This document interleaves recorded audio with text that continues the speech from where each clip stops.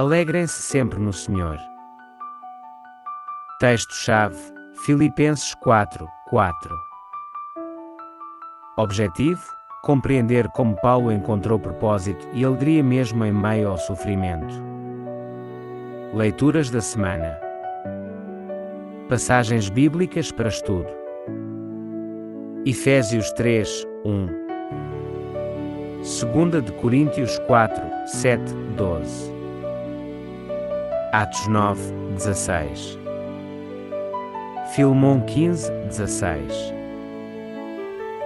Colossenses 4:9. Filipenses 1:1-3.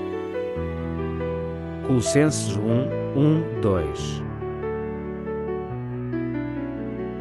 A história do pastor preso. Um campo missionário inesperado. Preso injustamente por quase 2 anos. Transformou a prisão em campo missionário. Pregou, distribuiu literatura, batizou e celebrou a Santa Ceia. Encontrou alegria ao ver vidas transformadas. Paulo, o apóstolo preso. Escrevendo da prisão. Filipenses e Colossenses foram escritas enquanto Paulo estava preso. Mesmo encarcerado, mantinha propósito e esperança. Via cada situação como parte do plano de Deus. O episódio em Filipos. Orando e cantando na noite escura. Paulo e Silas foram injustamente presos. Seus pés foram colocados no tronco. À meia-noite, oravam e cantavam hinos. Os presos ouviam, testemunho vivo de fé. Tesouro em vasos de barro. A força de Deus na fragilidade humana. 2 de Coríntios 4:7-12. Somos frágeis, mas carregamos o poder de Deus. Sofrimento não destrói a missão. A vida de Cristo se manifesta em nós. Propósito em meio às provações. O olhar de Paulo sobre o sofrimento. Cada dificuldade tinha um propósito maior. A missão continuava, mesmo em cadeias. A alegria não dependia das circunstâncias, mas da presença de Cristo. Aplicação para nós. Como reagir às nossas provações? Ver além do sofrimento imediato. Reconhecer oportunidades de testemunho. Cultivar alegria no Senhor. Confiar que Deus transforma ambientes hostis em campos missionários.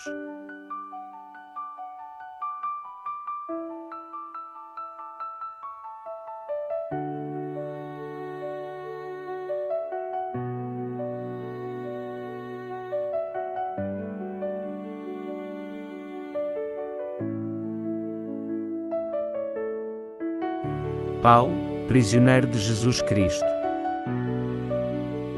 As epístolas da prisão e o propósito de Deus nas dificuldades. As epístolas da prisão. Filipenses, Colossenses, Efésios e Filemão. Escritas enquanto Paulo estava preso. Provavelmente em Roma 60-62 depois de Cristo. Contexto: Atos 28:16.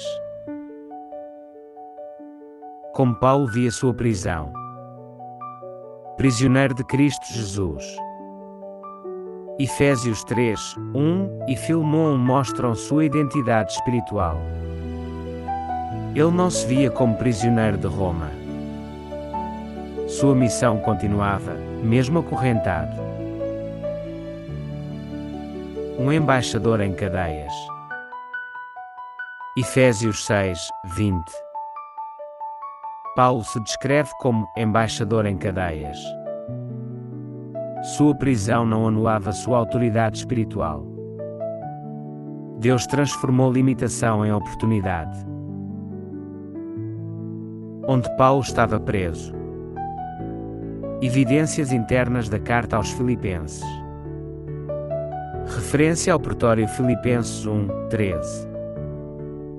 Saudações da casa de César Filipenses 4:22. Indícios fortes de prisão em Roma.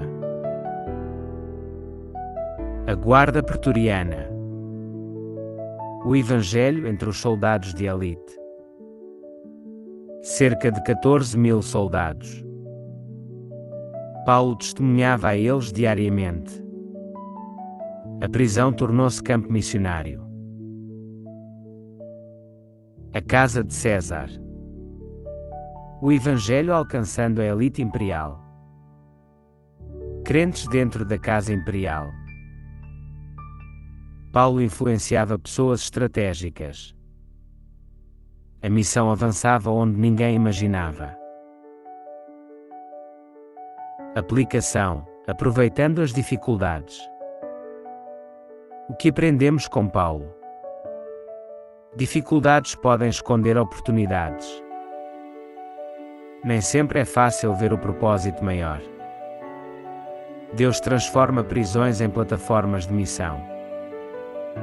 A atitude de Paulo inspira fé, coragem e visão espiritual.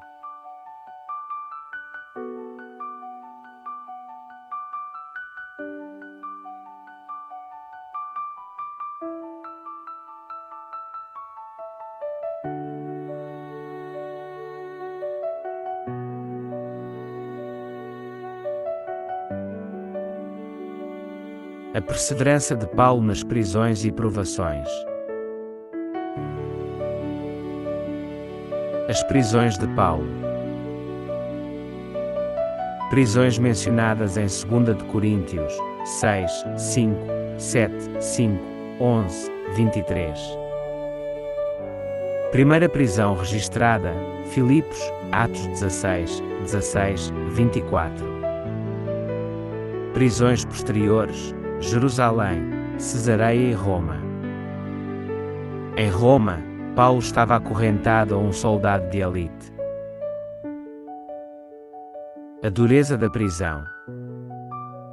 Soldados romanos descritos como feras selvagens por Inácio, século II. Prisão domiciliar, mas com correntes constantes. Ambiente hostil e desgastante. Como Paulo suportava as provações. Foco em Cristo e na missão. Certeza de que não estava abandonado. Capacidade de enxergar o lado luminoso mesmo em sofrimento. Convicção de que Deus estava no controle. Recursos espirituais. 2 de Coríntios 6, 3, 7. Pureza e integridade. Paciência e perseverança. Poder espiritual para suportar açoites, prisões e tumultos. Trabalho árduo, vigilância e oração. Amor não fingido e conhecimento espiritual. A palavra da verdade. A Bíblia como recurso essencial. Ensina por meio de exemplos de erros e vitórias. Guia para enfrentar dificuldades e tentações. O papel do Espírito Santo.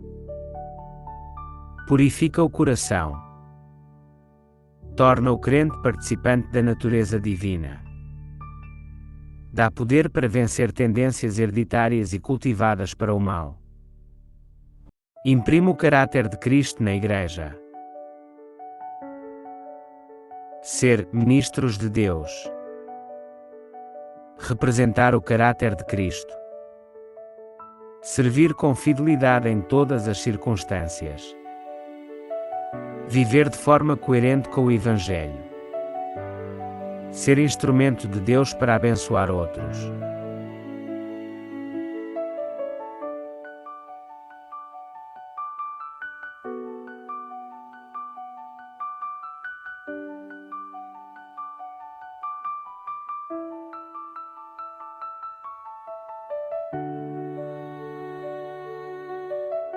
Paulo em Filipos, uma base estratégica para o Evangelho. A visão da Macedónia. Paulo é impedido pelo Espírito Santo de continuar na Ásia Menor. Recebe uma visão, passa à Macedónia e ajuda-nos. A equipa, Paulo, Silas, Timóteo e Lucas, parte imediatamente para a Europa. Chegada à Europa. Viagem marítima de Troade até Neápolis.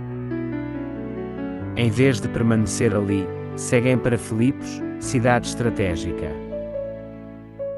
Lucas junta-se ao grupo, uso de nós em Atos 16, 11. A importância de Filipos. Principal cidade daquela parte da Macedónia. Status de Ius Italicum. Privilégios romanos completos. Isenção de impostos. Cidadania romana automática. Localizada na Via Egnatia, rota entre Roma e o Oriente. Cultura e línguas. Latim, língua oficial e administrativa. Grego, língua do comércio e da vida diária. Paulo usa o termo Filipsioi, Filipenses 4, 15, reconhecendo o caráter romano da cidade. Primeiras conversões. Encontro à beira do rio com um grupo de oração. Conversão de Lídia e da sua casa. Lídia apoia financeiramente o ministério. Prisão de Paulo e Silas, conversão do carcereiro e sua família. Perseguição e propósito. Filipos torna-se base missionária para toda a Macedónia. Perseguição não impede o avanço do Evangelho. Deus usa circunstâncias adversas para alcançar pessoas inacessíveis de outra forma. Reflexão. Atos 9, 16. Deus revela a Paulo que ele sofreria por causa do nome de Jesus. Seguir Cristo inclui desafios e oposição. O sofrimento pode tornar-se instrumento de testemunho e expansão do Evangelho.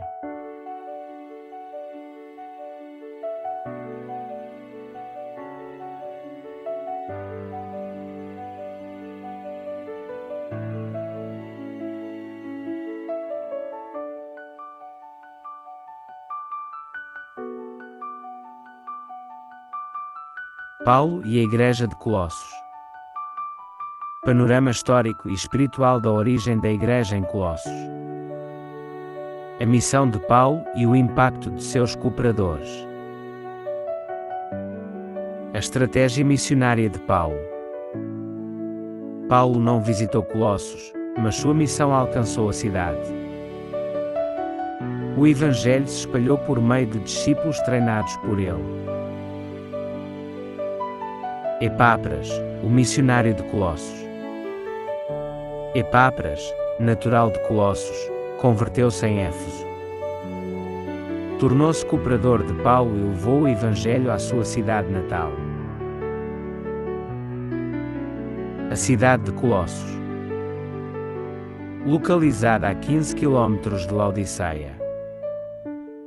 Cidade multicultural, com grande população judaica e práticas pagãs. Escavações recentes revelam pouco, mas confirmam diversidade religiosa.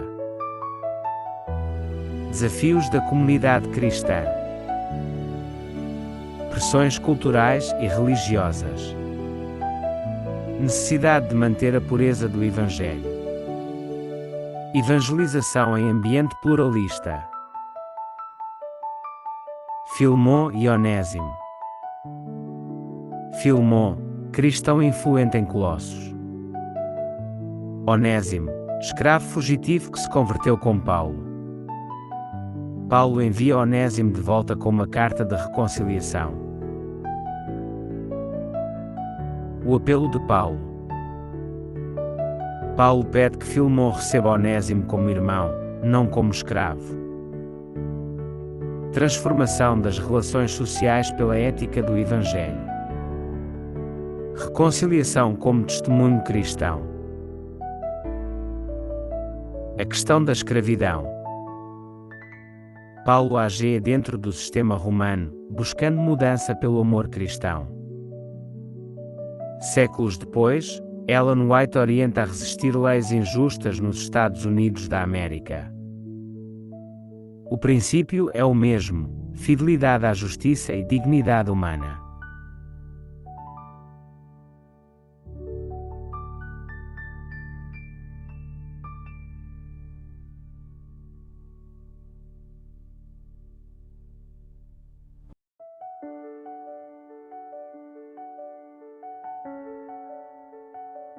A Igreja Primitiva em Filipos e Colossos. Uma visão bíblica da identidade, organização e missão das igrejas do Novo Testamento segundo Filipenses 1:1-3 e Colossenses 1:1-2. A identidade dos crentes. Santos, um povo separado para Deus. Paulo chama os cristãos de santos. Não é canonização, mas separação espiritual. Paralelo com Israel como nação santa, Êxodo 19:5-6, 1 de Pedro 2:9-10. A Igreja em Filipos. Supervisores e diáconos. Filipenses 1:1 menciona líderes formais. Indica organização estruturada desde cedo. Funções semelhantes às descritas em 1 de Timóteo 3 e Tito 1. A Igreja em Colossos. Irmãos fiéis em Cristo. Termo usado para cooperadores com funções específicas. Aparece em Efésios 6:21, Colossenses 4:7, 1 de Pedro 5:12. Mostra que havia liderança ativa e reconhecida. Organização da Igreja Primitiva. Estrutura desde os primeiros anos. Atos 6 e 11 mostram nomeação de oficiais. Jerusalém serviu como modelo para outras igrejas. A organização era vista como parte da missão. A estratégia missionária de Paulo. Treinar, enviar e estabelecer. Paulo treinava cooperadores como Timóteo e Epáfras. Fortalecia igrejas locais para evangelização e retenção. Missão e organização caminhavam juntas. O modelo seguido pelos pioneiros adventistas. Organização baseada no Novo Testamento. Pioneiros adotaram o modelo bíblico. James White, a ordem divina é suficiente. Organização como ferramenta para missão. Conclusão. Identidade, organização e missão. As igrejas eram compostas por santos consagrados. Havia liderança estruturada e funcional. A missão avançava por meio de cooperação e organização. O modelo bíblico continua relevante hoje.